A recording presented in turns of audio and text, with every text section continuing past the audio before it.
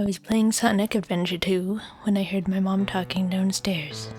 It was muffled and I couldn't really hear what was being said, but something seemed off to me, so I went to listen through the vent in the floor. What? Who's coming? What are you talking about? Someone is coming for us? Then, hearing that, since I have prepared for situations like this, I started preparing my weapons, cleaning up my room for ease of movement. Then, after 11 minutes, my mom came upstairs to tell me to get a weapon, and that I don't know what's going on, but Auntie said that there are men in masks coming to get us. So I said, yeah, I heard you talking, I'm already ready. Do you have your bow?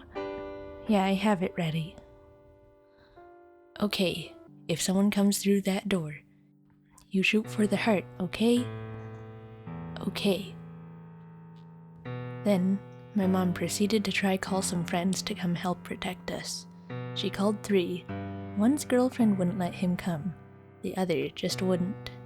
But the last one came right away to help. It was just me, my mom, and her boyfriend at the time, and her friend who came.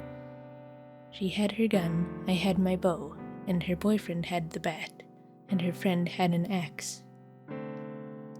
We waited. It was dead quiet. At 1 a.m., we all stood towards the front door. My mom's boyfriend got curious and went to go peek through the front window. My mom warned him not to do it, but he did anyways. Then, BAM! The window was hit by a bat, right by his face, but luckily did not break. He got back, shook by it, and came back by us. All the windows near the front of the house were smashed at the time, including the window of my mom's boyfriend's truck and her friend's truck. They were gone. My mom's friends went to look at the damage, then came back to their positions. I was tired, so I locked the door to my room and went to sleep. While I was asleep, somehow I didn't wake up, but chop! They were back, with an axe to the door, and another try with a bat to the big front window. They all watched, just waiting for the door to get knocked down, and them to come running in. Chop! This time the axe got through the door. They had a hard time pulling it back out. Then, they left. They just left. They didn't come back again. We waited about an hour in shock, then called the police. They got flustered about that, but they didn't help in any way anyway. Luckily, right before all this happened, my mom had our porch built into a room, so our sliding glass door wasn't vulnerable, and we had 2 doors protecting us. Without that, they for sure would have gotten in.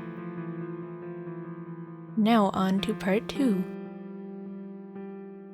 One night, I was playing on my GameCube when I heard a loud crash, and a minute went by when I decided just to go ask if everything was okay.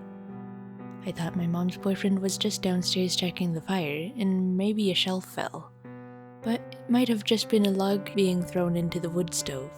So I got up and checked and thought, oh, it's a little smoky, that was nothing. Then, shortly after, my mom came up the stairs and said, "You gotta get out, the house is on fire, grab the dogs and let's go." And so I immediately exited through the back door. At that time, it was 3 a.m., and since we are not normal people, we were all awake, and my mom and her boyfriend were outside in the backyard in a shed tent they set up, just hanging out and talking. Once we were out, my mom was on the phone calling the fire department, and they were being incredibly unhelpful. She was saying urgently our address and that our house was on fire, but the operator was being unserious. My mom's boyfriend went to the front of the house with the garden hose and ladder, while I held him steady as he tried to reach the back of the roof where there were still flames. The fire was still going quite a bit. It was too weak of water and too little, but eventually, 20 minutes later, the fire truck showed up. And then they stood there staring at us trying to put out the fire for 10 minutes, and then finally, after all that time, with my mom yelling at them to help us, they opened the fire hydrant and put the fire out. A really nice, good firewoman showed up and she came inside with us, and she got my mom's elephant cloth off of the ceiling where the water was most damaging. Then, a while later, the ceiling collapsed.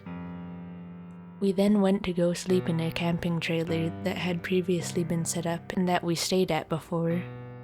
And that became our home, far, far in the woods. But that is a story for another time. Right after the fire was out, my mom discovered a half-smashed bottle on the gravel of our driveway. It turned out to be a Molotov cocktail that had been thrown at the front of our house by the front door. My mom tried to tell the police to take it as evidence and look at it, but they just shrugged it off, and they said they can't do anything with it, and to throw it out. And there you have it. That is the story of the beginning of lies. I hope you found this story interesting. It was really scary to live through, and I will tell the rest of it later. There are many, many more parts. And there are many plot twists. This is the end of the video, and see you later. Thank you for watching.